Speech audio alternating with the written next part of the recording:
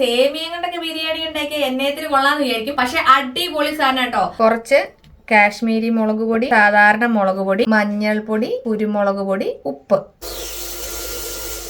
ഇനി നമുക്ക് 2 കഷ്ണം ഇഞ്ചിയും 2-3 പച്ചമുളകും ഇച്ചിരി വെളുത്തുള്ളിയും കൂടെ ഒന്ന് കുത്തി ചതച്ചെടുക്കാം. ഉള്ളി ഇട്ട് കൊടുക്കാം.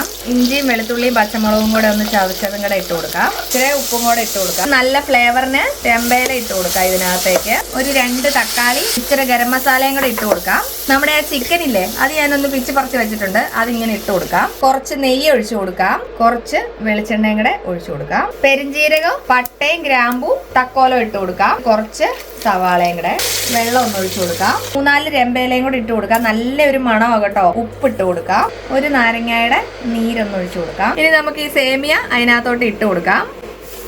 ഈ സേമിയ എടുത്ത് ചിക്കൻ്റെ മുകളിലോട്ട് നിരത്തി കൊടുക്കാം. നല്ല മൈൽഡ് ടേസ്റ്റ് ആട്ടോ. അടിപൊളി എന്ന് പറഞ്ഞാൽ അടിപൊളി.